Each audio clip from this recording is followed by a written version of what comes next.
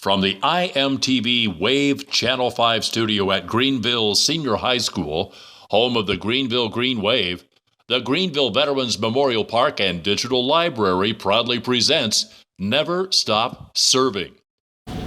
Greetings everyone, welcome back to Never Stop Serving. I'm Samuel Pluck and I'm your host for Never Stop Serving. This series is sponsored by Greenville High School's Interactive Media class and the Veterans Memorial Park and Digital Library. Today our special guest is Harry Poling. Welcome into the show. He is the VFW Ohio 3rd District Senior Vice Commander and the member of VFW Post number 6557. Please welcome him to our show. Thank you.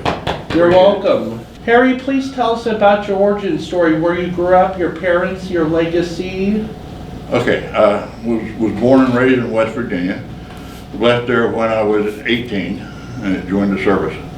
Went into the Marine Corps on my 18th birthday. 5 years in the Marine Corps, got out of there, was a civilian for a couple of years, and then I joined up in the Air Force. Kind of one of those things, once you get used to it, you want to stick with it. And then I spent 17 years in the Air Force and retired from there in 1978. Was a bum for a while. Literally worked on a chicken farm, different things like that for some time, and then worked as a handyman. I did a lot of different odd jobs for the next several years. Retired, like I said, retired from military, retired from civil service. I went to work for civil service, did that for 11 years as a reserve advisor out here on Wright-Patterson. During that time, I went back to school for several different degrees and got my education basically. Have a bachelor's degree in communications, a master's degree in counseling, and a doctorate in education. Again, just couldn't quit learning, one of those things. Have been with the VFW for 12 years about, more or less.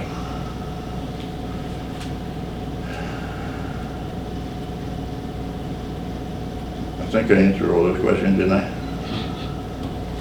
Well, so you really is someone who loves learning. Yes. I do too. Yes. You're never too young or too old to learn, trust me. That's true. That's true. I'm still getting queries from universities wanting me to come join their programs. As far as education is concerned, not really into that now. Spending most of my time with the VFW. That's a good thing. Yeah. Well, would you tell us what branch of the service that you served for and how long did you serve? Okay, I spent 5 years in the Marine Corps. In the Marine Corps, I was basically, well, everybody in the Marine Corps is a rifleman. That's the way it is. But you have other jobs as well. The job I had was more construction, combat engineer type of thing. What year did you serve in the Marine Corps? What year? I joined in 1956 and was released at the end of my enlistment, which was 5 years, in 61. Wow. I was already, actually, in fact, I was already in the Air Force.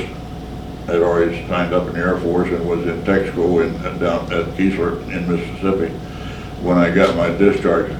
And just good thing somebody's watching. Yeah. Because I kind of forgot about it. I was an inactive reservist, so I didn't have to think about it. In the Air Force, I was in communications, ground radio repair, in fact. Went to Vietnam in that capacity and was immediately picked up at the airport by a major who was a forward air controller pilot. put me in the back of his airplane and took me out to the boonies and says, here you are. They wanted a radio repairman to operate their radios, so they would have somebody who supposedly knew how to fix the radios, because it was in an isolated situation. Yeah. We spent 1 month in one place doing long-range reconnaissance. The organization I was assigned to was the 5th Special Forces Project Delta, which was a long-range reconnaissance unit of anyway, it was long-range reconnaissance unit, Special Forces. They were a bunch of very capable, very crazy people. I can imagine. They would drop them off out in the boonies, and they'd go for a walk for 7 days and gather intelligence and get picked back up after 7 days. That wasn't me. I was to stay in the headquarters and operate the radio. Well, there you go. Which is what I did. But you had an important job. Yes. Could you tell us about your experience in the military serving, wow, 2 years, 2 services? Right. It was different. Of course, the Marine Corps and Air Force are about as different as night and day. The Marine Corps is far and away the military organization. It's the embodiment of everything that you think of when you think of military. Air Force is not. Air Force is more relaxed, much more relaxed. When I joined the Air Force, of course, I went to technical school down at Keesler with no Air Force training at all. I showed up for work class in an Air Force uniform that had no medals on it, no brass, nothing, because I didn't know to do that, because I had no training. Needless to say, I got training. Well, there you go. Yeah. And then you learned from there. Yes. What does the senior vice commander do? The primary purpose of a senior vice commander is to replace the commander when the commander is not available. Kind of like the vice presidency idea. Yes.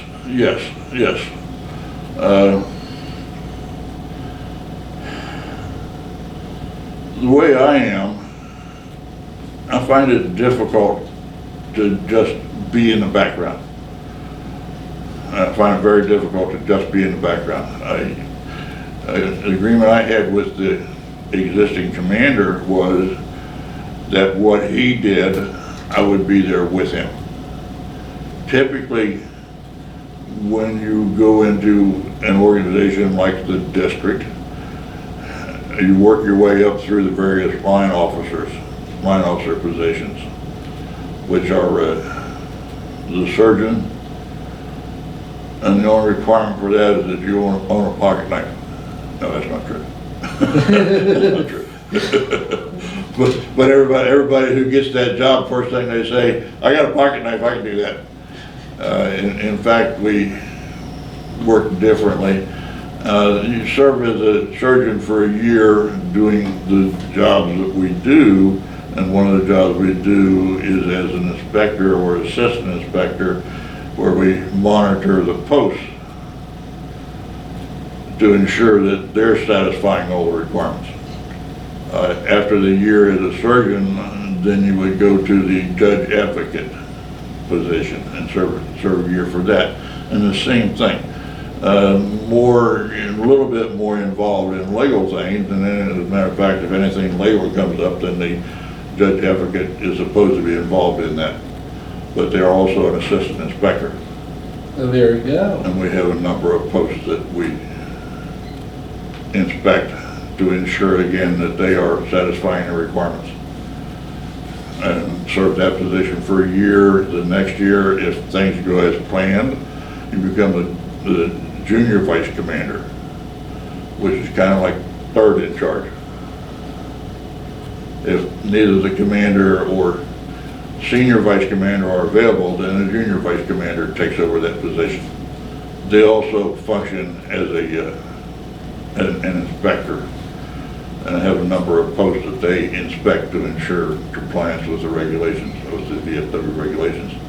And then is me, the senior vice commander, and the same thing. The senior vice commander actually is appointed as the inspector. He's responsible for ensuring that all the other posts are inspected and satisfying the requirements. And that's an important job. Yes, yes. We have an amount of time to do that and to satisfy the requirements. Well, there you go. And then, of course, the commander himself. The commander is responsible for everything in the district. Well, there you go. What are your next plans for your life? Okay, as far as the VFW is concerned, the way the progression is, once you complete your year as the senior vice commander, and there's an election process, so you still have to be elected, you become the commander, and you serve in that position for a year. Have all the responsibility. Beyond that, then we become trustees. Well, there you go. Do you have any words for advice for young people wanting to get into the service, or how they can get involved? Yes. One thing that you told me earlier, you're really into learning. Yes. Okay, that's the best advice I can give you or any other young person. Always learn. Gain more knowledge. Yes. In the military, they have testing systems for promotion along with evaluation. My advice to younger people in the military, when I was in the military, was never stop preparing for the next rank. I had one individual that was a sergeant in civil engineering in the reserves. He was going to quit. Don't want to do that anymore. I talked to him, and not as a recruiter, because I've never done that, but it works out that way, kinda. But I talked to him, I suggested to him, I says, why don't you, because the promotion in the reserves is predicated on a position being available. Active, they have a certain number of people they can promote. Yeah. In the reserves, you have to have a job to get the promotion. So I advised him, as he got promoted in the reserves, to continue preparing for the next rank. He was one of the very few people in civil engineering that made it all the way to Chief Master Sergeant. Wow. Because of that, he would prepare himself for a job. He would go interview for the job. You're already ready. You got it. No matter how many other people might have interviewed that didn't make those preparations. So yes, learning, preparing yourself for the next level, whatever the next level is. That says some sage words of advice, trust me. Do you have any special events or information to share with our viewers?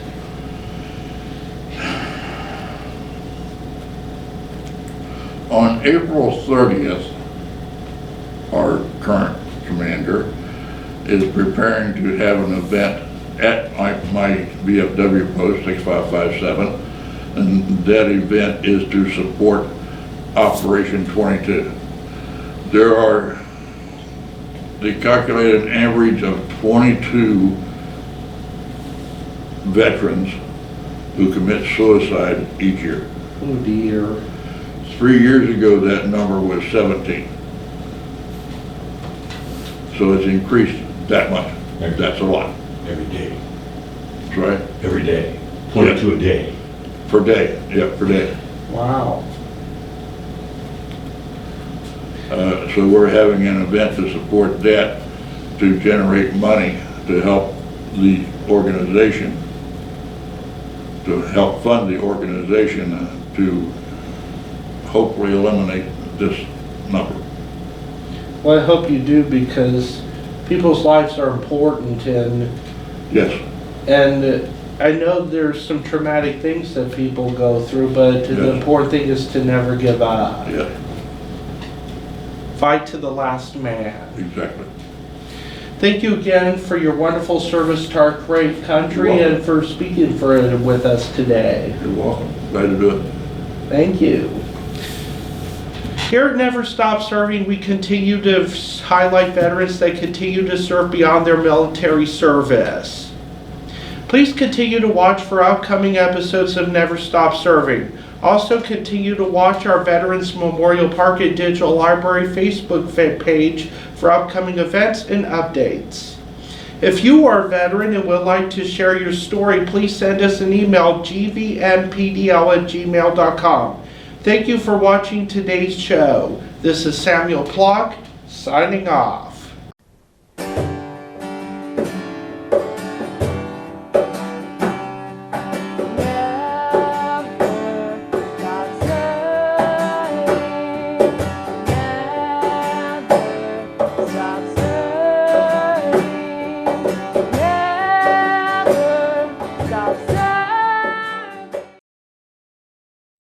Thank you for watching.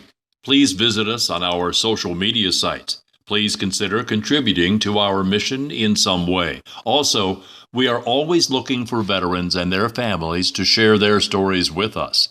Be sure to join us next week for our next episode of Never Stop Serving.